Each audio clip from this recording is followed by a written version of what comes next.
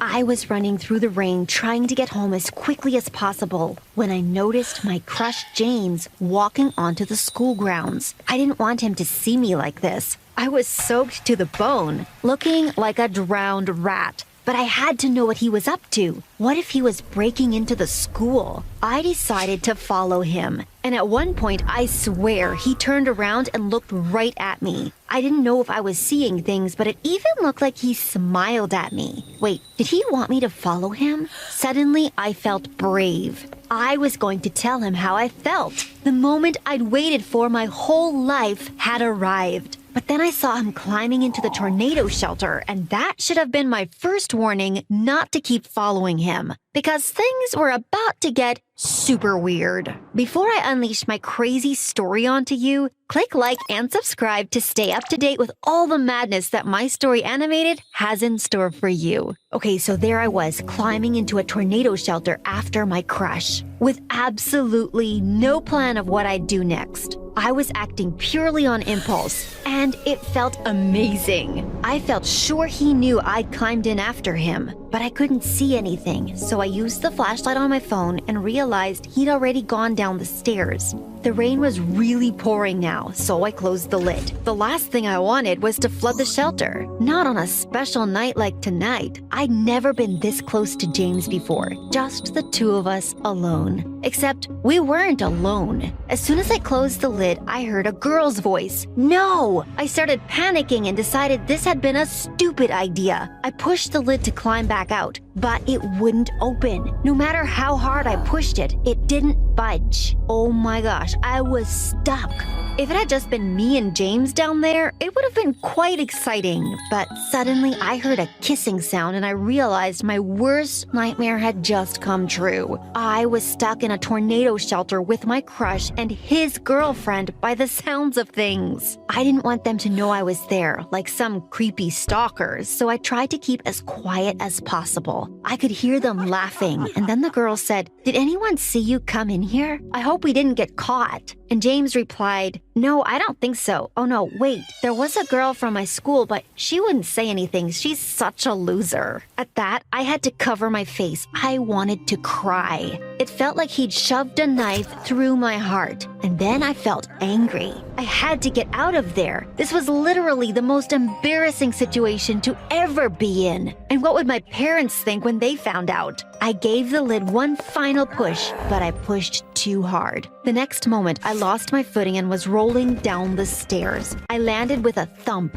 and blacked out for a second. When I opened my eyes, James and his girlfriend were standing over me. They didn't even ask me if I was okay. James just looked down at me and said, "Did you follow me here? What are you playing at?" Then he turned to his girlfriend and said, "Come on, babe, let's bounce." Then they just left me lying there and headed up the stairs. I was about to tell them that we were trapped down there, but they'd soon discover it for themselves. I could hear James bashing on the lid of the shelter, but obviously it wouldn't open. And then he shouted down to me and asked if I'd done this and if I thought it was funny. No, James, I did not find this funny. I wanted to shout up at him. Gosh, what would he say if he knew how much I wished I were his girlfriend and not that dumb blonde girl? Then he started shouting about how he had to get out ASAP because the next day was his big football game that was going to guarantee him a scholarship to a top college. He said he had to get it, otherwise he'd be stuck in this stupid town forever. Oh no. This was a disaster, and it was only just the beginning. I sat up and looked around with my flashlight on my phone and realized there was literally nothing down there except for some sandbags and an old scratchy blanket that looked like 1,000 bugs might be living in it. And then I realized I was shivering, like properly freezing cold. My phone was on 10%. Not that it mattered. There was absolutely no signal down there anyway. I didn't even have a bottle of water on me, and by the looks of things, James and his girlfriend had nothing either. Oh man. I held my breath as they came down the stairs. I was so scared of what they'd say to me. They were arguing, and James's girlfriend came right up to me and said, "This is all your fault. You've ruined everything." Truly, that felt like the most awkward moment of my entire life. James told her to try and calm down, and I learned her name was Amy. She must have gone to another school because I'd never seen her before. Neither of them had signal either, and soon they started screaming for help. I didn't want to tell them it was pointless. The rain was so loud, no one would hear us even if they were right above us. Eventually, I told them I was sorry, even though it wasn't my fault. I lied and told them I'd been trying to shelter from the rain because I'd forgotten my umbrella, but Amy didn't buy it. She said, "Yeah, right. You're clearly a stalker. Do you get kicks out of watching other people making out or something?" James said you're a loser, and he wasn't joking. Look at you. If I hadn't already been underground, I'd have asked the ground to swallow me up. No one had ever been so mean to me before. After that, it was really uncomfortable, and all of us were in a bad mood. Soon, it became obvious we'd all have to spend the night down there. So I found a corner as far away from Amy as possible and lay down. I was still shivering and thought about using the insect-infested blanket, but Amy had already grabbed it. There was no way I'd fall asleep. I was so thirsty, and even though the shelter luckily had a small toilet, there was no sink, which meant no running water. I'd have drunk the rain earlier if I knew this was going to happen. I covered my ears because I was afraid I'd hear them kissing, and eventually I must have fallen asleep because the next moment I found myself waking up to hearing a rustling sound. I looked over at Amy, and even though I couldn't see anything, I knew she was eating something. I could hear her. I couldn't believe she had food with her and wasn't sharing it. Did James know? I should have said something, but I was too scared. I'd already caused enough trouble. Finally, morning came, and by then my phone was at 2%. Soon, I wouldn't even know what time it was. I was bursting for the toilet, so I went to use it, and of course, Amy shouted at me and said my peeing was too loud and had woken her up. Then I noticed there was a light switch outside the toilet. I clicked on it, not expecting it to work, and suddenly the whole shelter was flooded with light. Amy quickly pulled the blanket up and told me to look away. Oh my gosh, were they not wearing clothes? Then Amy just laughed and said everyone knows that body heat is the best way to survive in cold weather. Ew!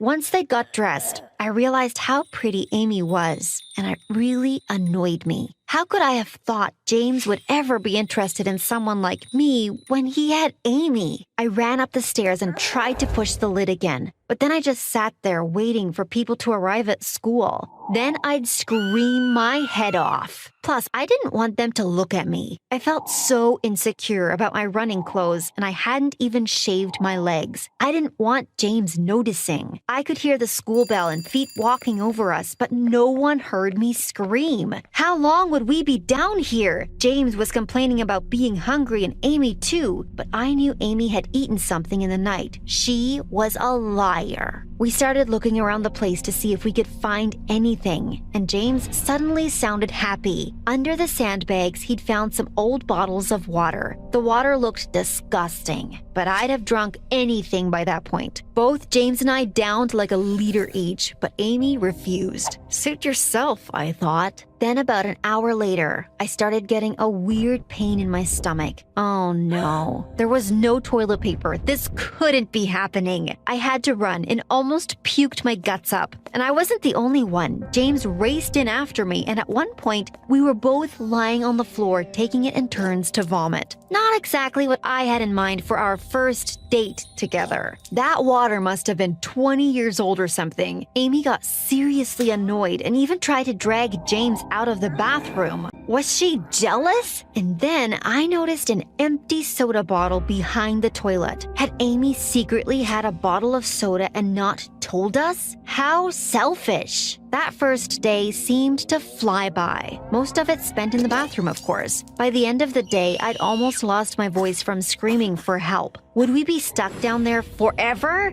And then nighttime came, and James and Amy got into a huge fight. Secretly, it made me happy to see them argue. James deserved better. He was super upset that he'd missed his football game, but Amy just kept saying he could go to college with her and then they'd never be apart. And James got really angry and said he didn't want to go to her college. Then the whole room went silent. It was tense. I didn't know what to do, so I just stayed quiet and pretended to be asleep. A while later, I heard someone saying my name. I opened my eyes and could see James. He said he could hear my teeth chattering and that I should come and share their blanket. But if Amy woke up and saw me, she'd go mental. I didn't care about her, though. James was actually being kind of nice to me for the first time in my life. I couldn't lose my chance. So I climbed under the blanket next to him. Our legs were almost touching. And of course, that woke Amy up. And when she saw me, I thought she was going to explode. James wanted to keep the peace, so he snuggled into her and left me lying there all alone. But I couldn't stop thinking about the moment we just shared. And during the night, I decided to try and get closer to him. I rolled over until I was almost right at his back.